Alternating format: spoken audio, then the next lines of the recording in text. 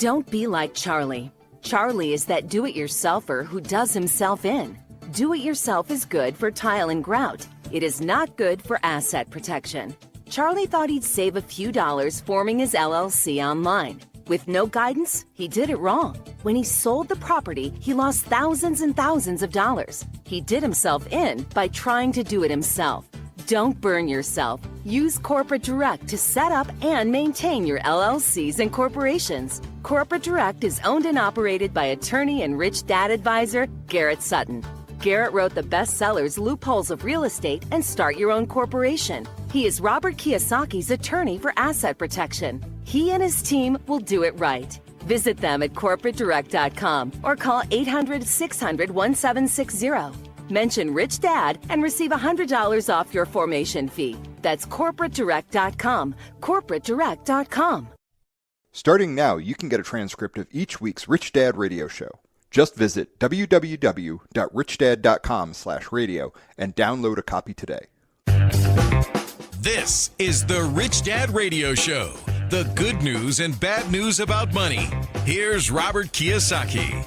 Hello. It's Robert Kiyosaki, the Rich Dad Radio Show, the good news and bad news about money. The real theme of today's show is, are you a capitalist? Are you a socialist? Are you a communist? Or are you a fascist? So that's the theme of this show today. Because if you're a socialist, you believe that your dream should be everybody else's dream. I mean, we should all be equal. But if you're a capitalist, you just want to prove that you can make it on your own. You can do great things.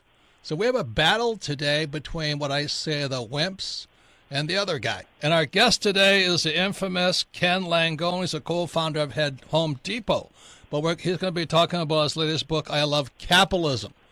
And my sweetheart Kim is out in Hawaii, and she's speaking from the People's Republic of Hawaii, where there is not one Republican in office because it's going the other way. The same as New York is going the other way right now, more and more socialists running the program. So, Kim, any comments before we bring Ken Langone on? I'd love to get started because Ken is one of the most fabulous entrepreneurs and capitalists. He's had some great stories to tell. He's got a lot of wisdom, and he's got a lot of great advice. So I would like to get started and say welcome to the show, Ken. Thank you so much, Kim, for having me. And, Robert, I'm thrilled to be with you. It's our honor. So, really quickly, how in the world did you start Home Depot? I was just there the other day. Well, that's a big store. One store is huge, but you have a whole chain of them. We have 2,400 of them, roughly. Oh, and there was four of us. It was Bernie Marcus, Arthur Blank, myself, and shortly after we started, Pat Farrer, so I consider him a founder as well. And we had a vision of an opportunity, that existed in America. We saw the hardware industry, the home center industry, as being highly fragmented and with incredibly high margins. And we thought that if we could put together a business where we could drive volume of enormous numbers through a store, we could afford a bigger store and we could afford an inventory like nothing you've ever seen. Yeah, but that's beyond, Ken, that is beyond bigger store. I mean, you guys have these monster. There are coliseums with lumber in them. Yeah, well, look, but the biggest thing we saw as an opportunity was a highly motivated, well-trained group of people on the floor interfacing with a customer.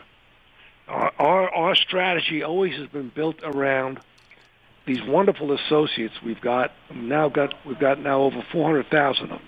Jeez. And we own all our stores, and they all are associates of the company. They don't work for a franchisee. They've all done extremely well, thank God. We've never hired anybody for minimum wage, and we never will. We always do everything we can to be as inclusive as we can. And so we took this basic concept and applied all of these principles, and we built a culture. And it's the culture that makes us different. You go to a Home Depot store, you'll find a person with the orange apron on who's very happy being there and wants to help you and sincerely wants to help. And that's true. So, the only person who's not happy with you is I have a friend who owns a little Ace hardware store, and he's not happy with you because he's out of business now. Well, let me say this to you. He in his case, he proved the point. They were getting outrageously high prices. Maybe they needed them, but they were getting outrageously high prices, and we saw this growing opportunity, home centers, people owning homes, people building homes, people repairing homes.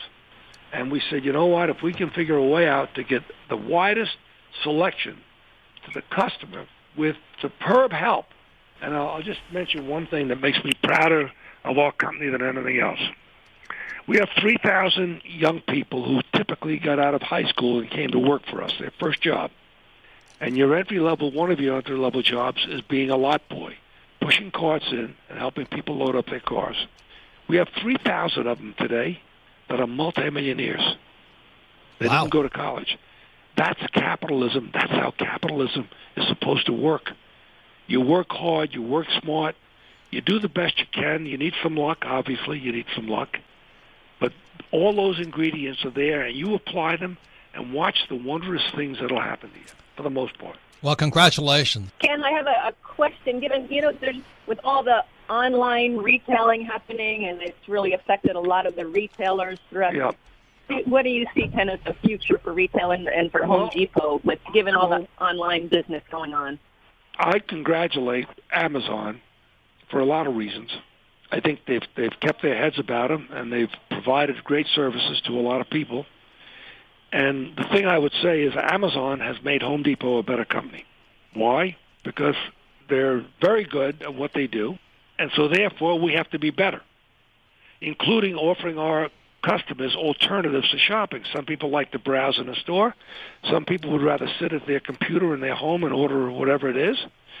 We're now able to give that customer that choice and deliver it to his home, or he can pick it up in our store.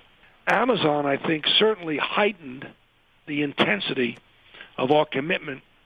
And so this year, my guess is, this year we'll do about $7 billion in online sales. Jeez. That's a big number. And it'll be up about 20%. And you're an international company? Well, we have stores in, you want to call it international, Guam. We have them in Puerto Rico. We have them in the Virgin Islands. We have them in Canada and Mexico, so I guess we're international. If you have those sounds good to me. Yep. So this is my question. You wrote your latest book. It just came out. It's called I Love Capitalism, right? An American Story. And I started this whole Rich Dad radio show today about, are you a capitalist, socialist, communist, fascist? What are you? And it seems to me in America today, there's a battle right now, a major one, between socialism, fascism, and capitalism. So why did you write I Love Capitalism? Obviously, you have some concerns.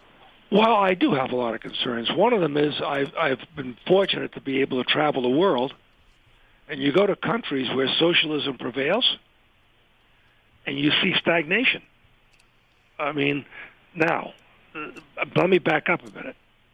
The biggest single threat I see to America, in addition to education, is income inequality. If we make the gap between the very, very successful people in the country and the very, very people at the bottom of the rung so wide, and it keeps widening, this is how Castro, this is how Chavez, this is how Lenin, this is how all these guys preach to the masses that they were being ripped off and they should do something about it. Now go back later on and look at those countries and say, okay, they did it their way. How did they do? Well, not very well. Now, so I saw this. I've been to Hungary. I've been to Czechoslovakia. I've been all over. The government, that government which governs least, governs best. I forgot who said it, but one of our former presidents might have been Lincoln, or it might have been Washington. But anyway, let the government do what the government should do, which is defense, which is border patrol, all those things. These are all necessary government functions. Police, fire. In fact, in many cases, I know in my community out in Long Island, we don't have paid fire department. We have a volunteer fire department, and they all do very well. The whole island is essentially manned by volunteer fire departments by town. When I saw these kids in early 16 following Bernie Sanders, it scared the dickens out of me. And what scared you about that? They're giving up before they start. They're giving up before they start. I'm glad you said that. Why do you say that? Yeah, because it's not the impossible dream. No, but what I'm saying, these guys haven't even started. They've already quit. That's the whole point. and they're hanging up their spikes. My God, the game hasn't even begun. Now, why do you think that's happening? I see it all over the place. I think part of it is the events surrounding their early years. And I'm speaking specifically of the financial havoc of 2008, 2009. Let's say the kid was born. Let's say the kid's a freshman in college now. Well, he was 16 2 years ago. That kid was old enough to know that we had a mess on our hands in America. His parents might have mentioned he saw it on television. Maybe his father was impacted with his job. But that doesn't mean that the system doesn't work. It means, like anything, too much of anything is no good. And we now have safeguards in place, just like the Depression of 1929. We put safeguards in place that protected us from another calamity like 1929. So I'm giving part of the responsibility and blame to the events attendant to their lives. Yeah, but Ken, let me ask you this question, because I meet a lot of parents of these kids, and they're kind of wimpy too, if you know what I mean. Well, I don't know. I don't call them wimps. I call them stargazers, okay?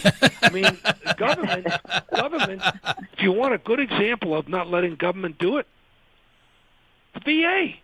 Turn the VA over, turn all of the functions of the VA over, the health side, to private sector, whether it's philanthropic. I mean, for example, our medical center here in New York, NYU Langone Medical Center, staffs all the doctors at the VA hospital down here on 17th Street and First Avenue.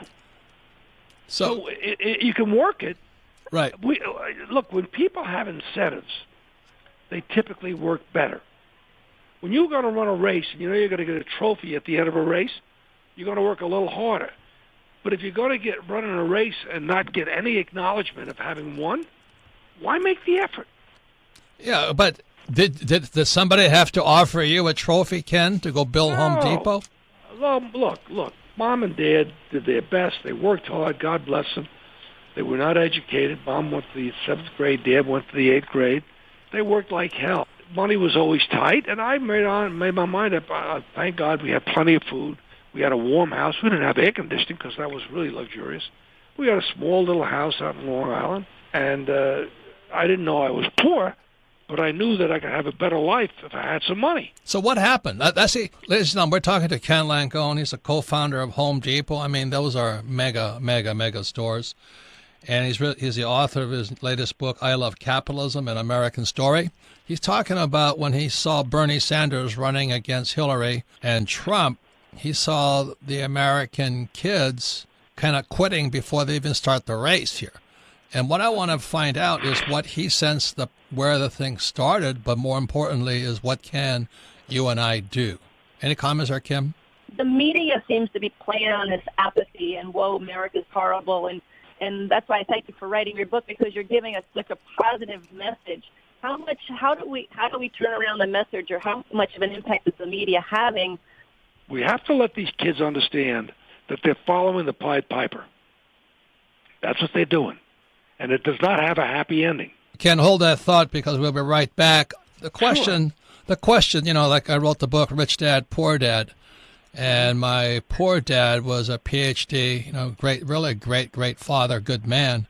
Right. But he knew nothing about money. And I would say, although he was Republican, he was more socialist. And then my rich dad was a man who never went to school, but he was a hardcore capitalist.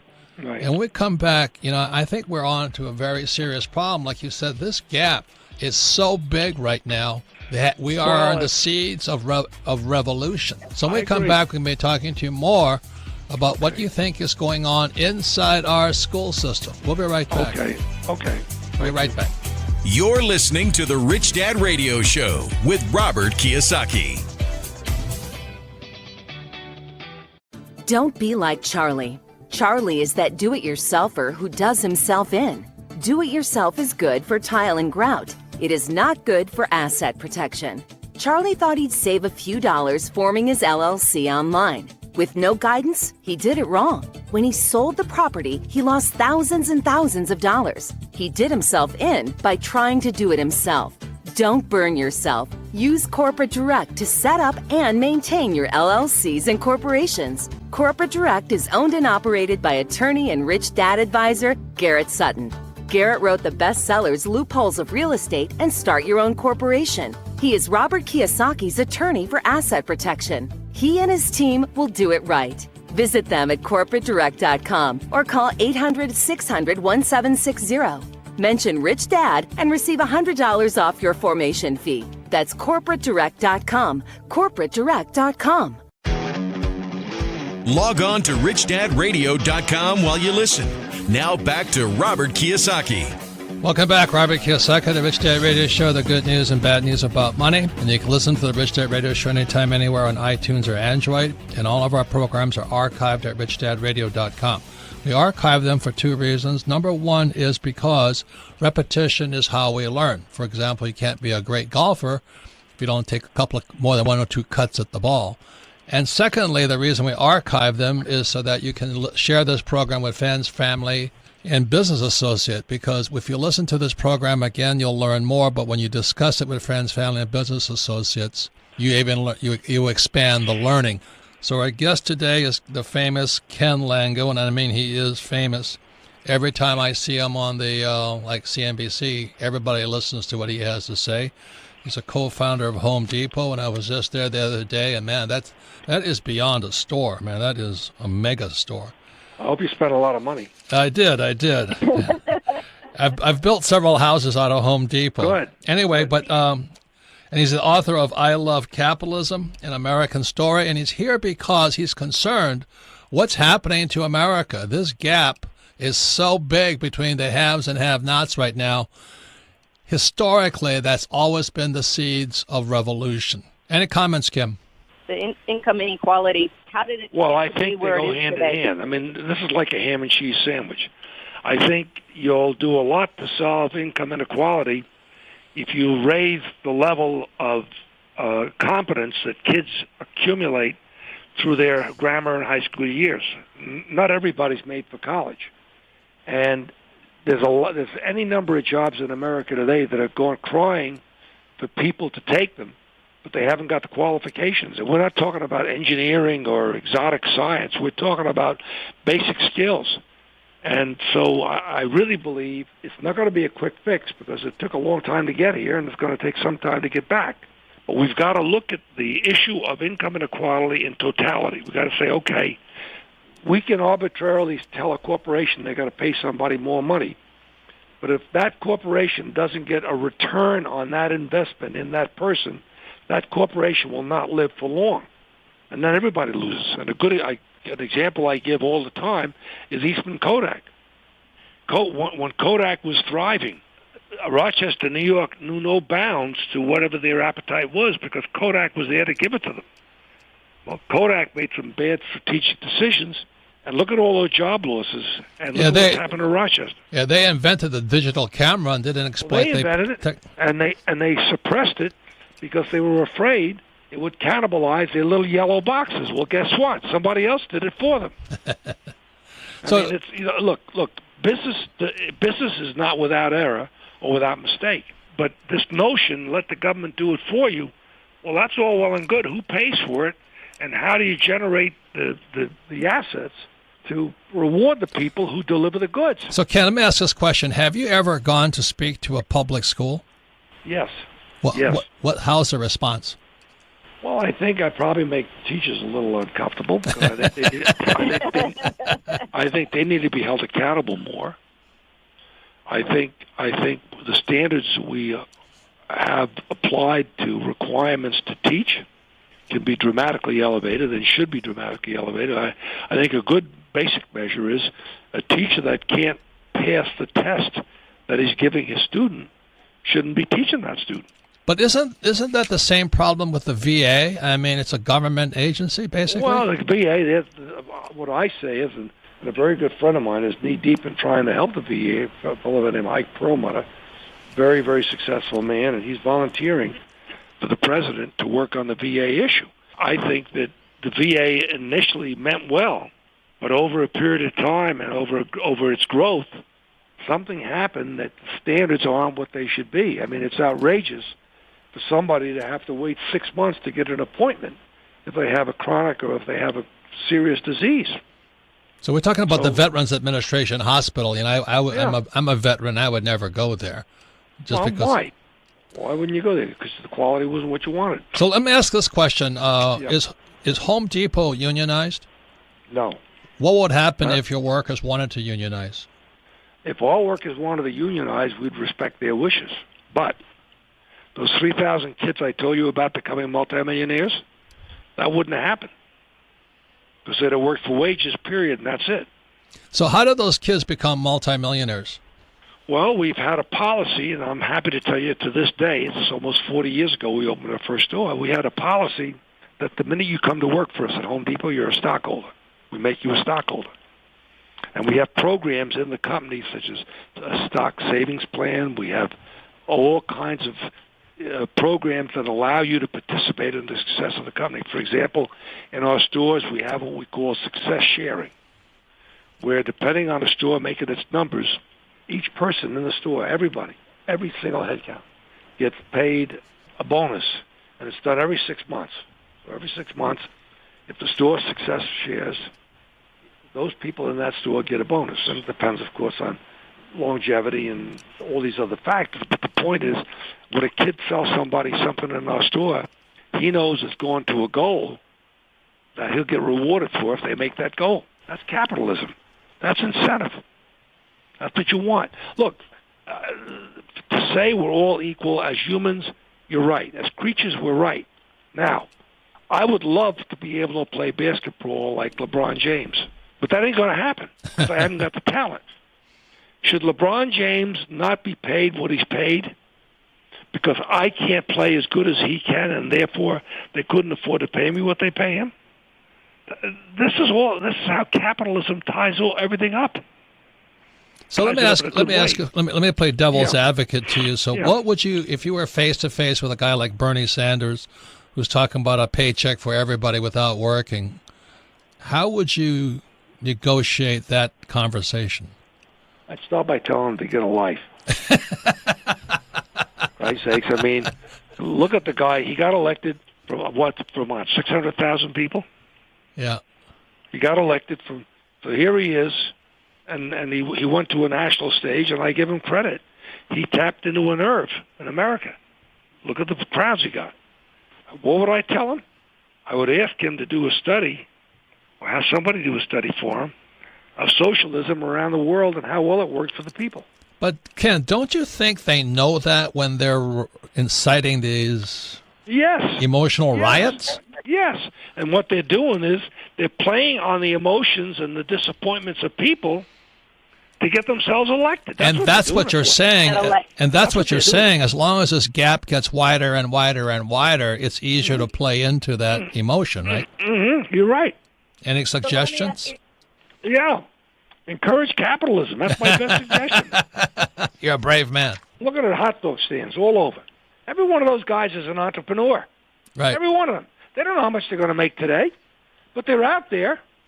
And the guy that makes the most money, who has the best hot dog or the best service or a smile on his face, or when it begins to drizzle, he doesn't quickly fold up his tent and go home. Some people will eat hot dogs in a light drizzle. But the point I'm making is every delicatessen, every restaurant, every dry cleaning establishment, they're all entrepreneurs.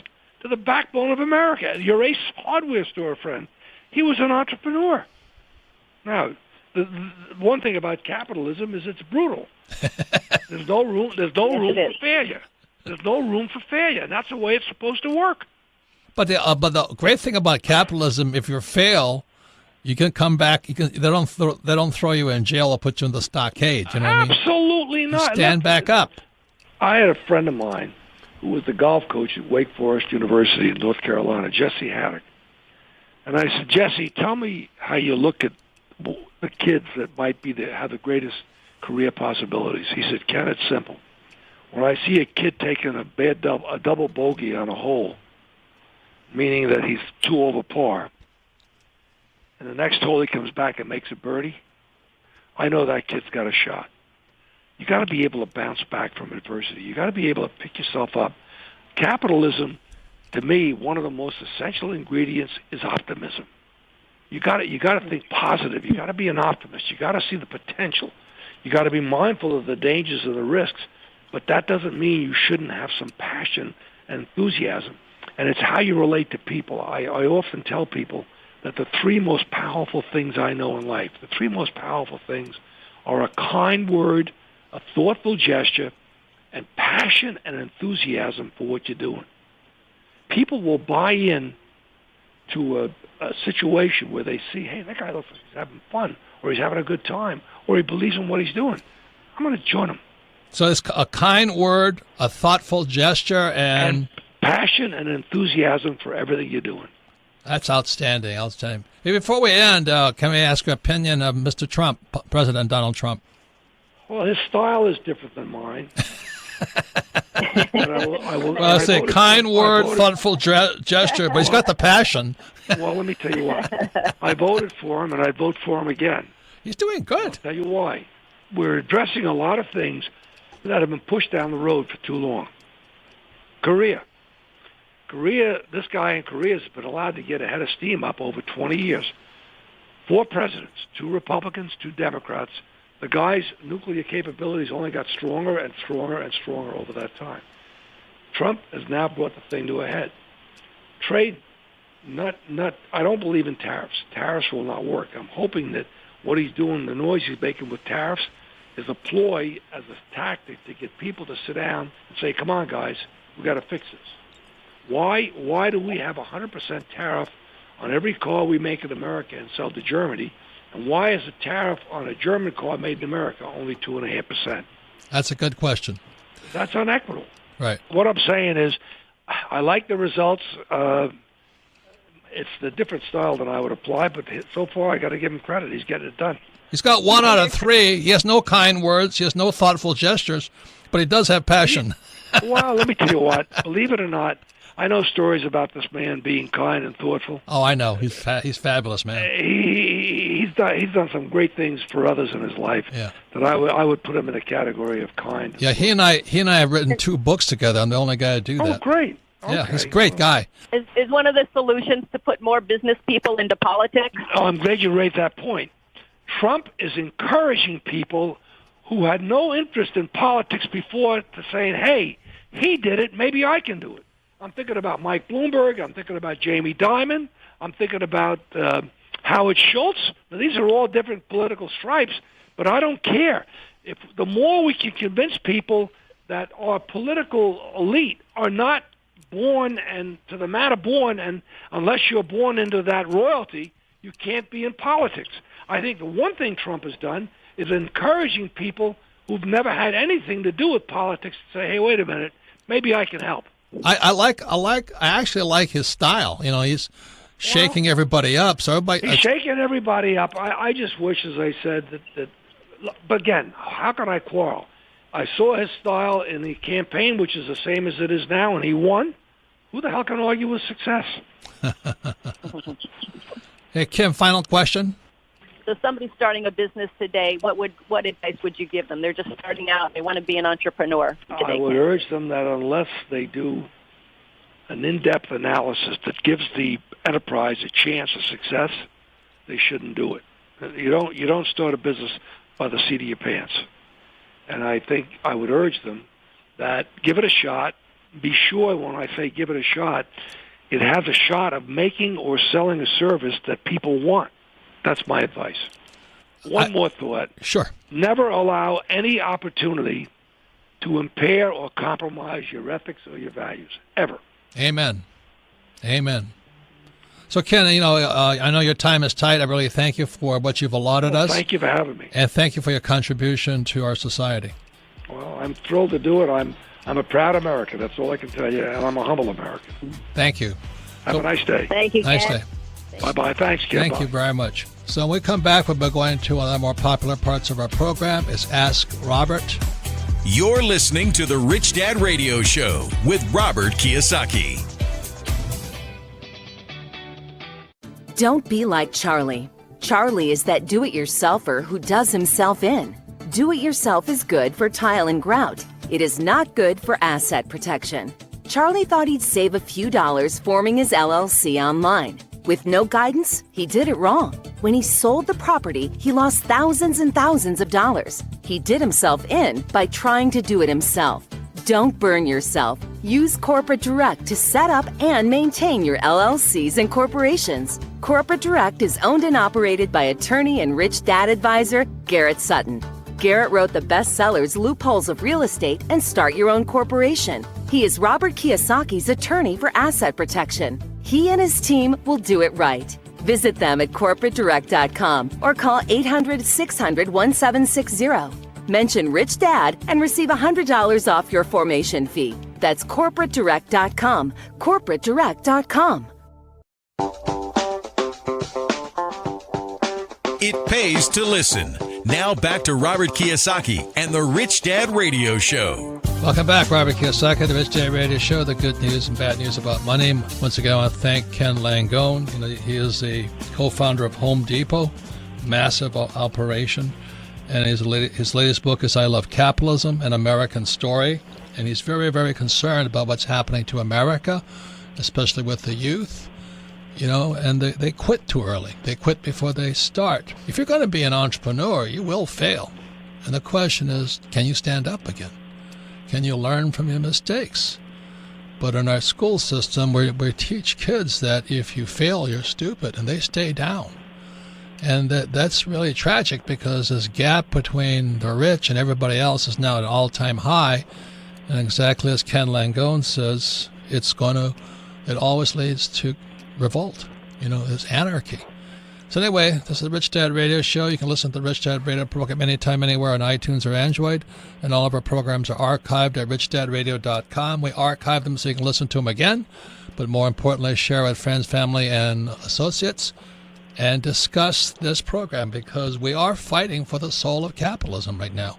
Because in my opinion, we're teaching communism, socialism, and fascism, which is the worst, in our school systems today. So you can submit your questions to Ask Robert at richdadradio.com. And Kim is coming in from our home in Honolulu, Hawaii. So this is Ask Robert. So Kim, any comments on what you thought about Ken's?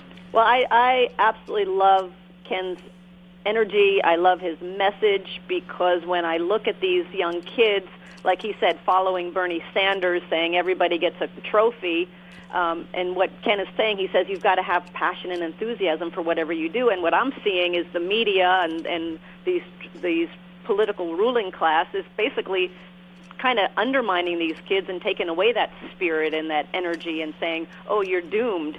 And Ken's message is one of optimism. It's one of anybody can be an entrepreneur. There's a lot of optimism in his message, and I love that. And he has earned the right by building all of Home Depot and his background. So I thought his message and his book, I Love Capitalism, is more important now than ever. So, Melissa, what's the first question for Ask Robert? Our first question today comes from Kendall in Newark, New Jersey. Favorite book, Rich Dad, Poor Dad. It says, Robert, you've preached for 20 years about the fact that the school system doesn't teach financial education. I would argue that in the last few years, they are teaching kids about money in the form of socialism. What's your opinion on this? Man, I want to thank you for that question because that's like a kick in my head. I never saw it that way, that teaching socialism and fascism and Bernie Sanderism is financial education. But it's not the kind of financial education I think that makes people productive and all that. So I really want to thank you for that question. And the reason I call Hawaii the People's Republic of Hawaii is because that's what Forbes magazine called Hawaii, where Kim is right now. And Kim and I have friends who are leaving Hawaii because it's become fascist. I mean, there's not one Republican, not that we're Republican or Democrat, but it's going more and more, to equality for everybody. Now, in a democracy, that's great. We should have equality for everybody, but not at the expense that those who want to strive and become wealthy. But there's a war right now, in my opinion, between those who just want to be given money and those who are striving to, the impossible dream. Any comments, Kim? Well, yes, in Hawaii, there was one Republican politician, and he kind of got ousted, so it is all Democrat. But for example, Hawaii is a very good example of what's happening nationwide. I mean, for example, our property taxes in Hawaii on our house here, because we're non-residents, they tripled our property taxes. It's like the only thing government knows to do is to tax people, and we're going to take it from people who have money and give it to people who don't have money, whether they work or not, whether they earn it or not. And I think that's the message that's killing America, is you don't have to do anything to earn your money, that we're just going to give it to you. And that goes against everything Ken's talking about in his book about capitalism. If you want this American dream, whatever you call it, you got to go out and work for it, and you got to go bust your you-know-what to make it happen. You don't just sit back and collect a check. So I think... So what do you think? What do you think they're teaching kids right now in schools? Well, they are teaching them about... government owes you a living, right? Yes. That everybody should be... I never saw it that way either. That everybody gets a trophy. You know, our good friend Craig, who's a star athlete, he was ranting and raving one day because he was coaching his little league team, and they weren't keeping score. Well, everybody wins. Well, those kids know who won and who lost. They know damn well who won and who lost. So they're teaching everybody should be equal. Everybody should be the same.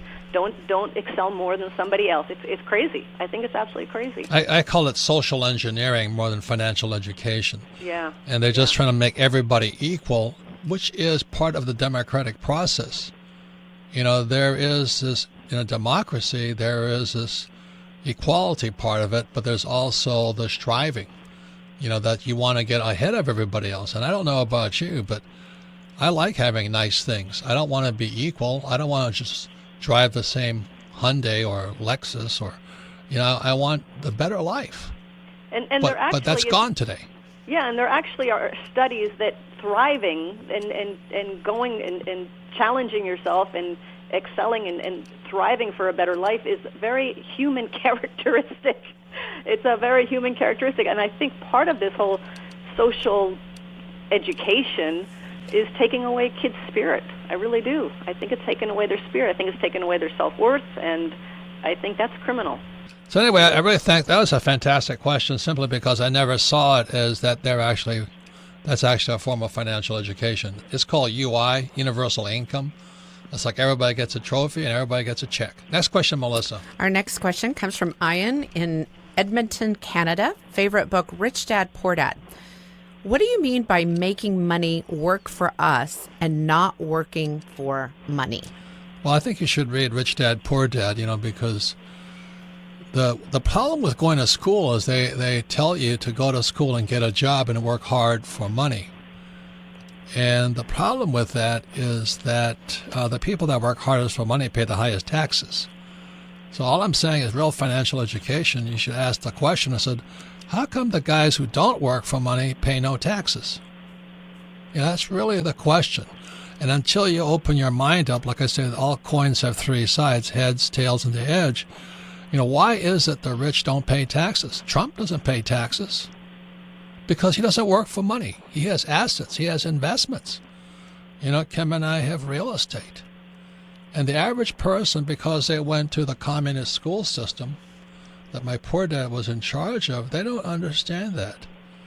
The rich don't pay taxes because they don't work for money. They create jobs. Since we have Tom Wheelwright, he wrote the book Tax-Free Wealth. And I'm not saying it's right or wrong, but if you want to just keep going to school and getting that high-paying job, you'll just pay higher and higher taxes. Any comment, Kim? Well, that goes right into the argument we've had from day one, which is why don't they teach financial education in school? Well, they are. They're teaching communism. Communism and socialism. But I just know for me, when I was raised just like you're talking about, Robert, you know, to get that paycheck, and if I work hourly, up my hourly wages and just work harder and work smarter, but keep working for that paycheck. And it wasn't until I changed my focus from acquiring a paycheck and acquiring income when I focused to acquiring assets like real estate, like businesses, things like that. That shift in my mind was never taught at school. And, I mean, that's why we have the cash flow board game, because that cash flow board game teaches you to make that shift in your mind from acquiring money to acquiring assets. And that's, to me, what real financial freedom is. You have the assets that are creating the cash flow that sets you free. And the Wall Street Journal that last Saturday and Sunday just came out with an interesting thing. Is this baby boom generation, it's my generation, they're in trouble because they've worked so hard for money all their lives, they have no income now that they're retired. So the thing we always say is that the test of your success is if you stop working today, how much money keeps coming in? For most people, it's nothing. Yeah. And that's what happens when you work for money. So one of the things, when Kim and I met, it was that we wanted to retire early so we could pressure test the system. Can we actually stop working someday? So that's when, Kim stopped at 36 and I was 46 or something. And we didn't have to work for money anymore. But you'll never know, because as long as you keep working for money, you think you have income. But that's earned income or not is taxed income. So that's why we say the question for you is wake up and understand there is financial education, but the question is, if you stop working today, how much income comes in, and are you secure? And if no income is coming in, I'd punt. I would do something. I would wake up. So anyway, I want to thank you for all listening to Ask Robert. You can submit your questions to AskRobert@RichDadRadio.com. And once again, thanks to Ken Langone. His authors, I Love Capitalism, An American Story. And also, Ken is the co-founder of Home Depot. So, Kim, any final words from the People's Republic of Hawaii?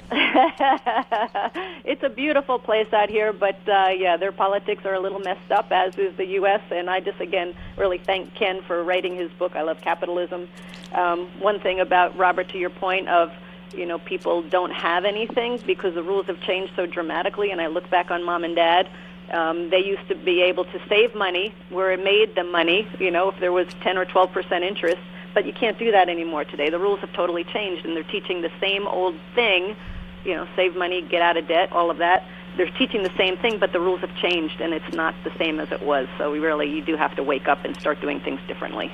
So once again, thank you all for listening, and thanks to Ken Langone. This podcast is a part of the C-Suite Radio Network. For more top business podcasts, visit c-suiteradio.com.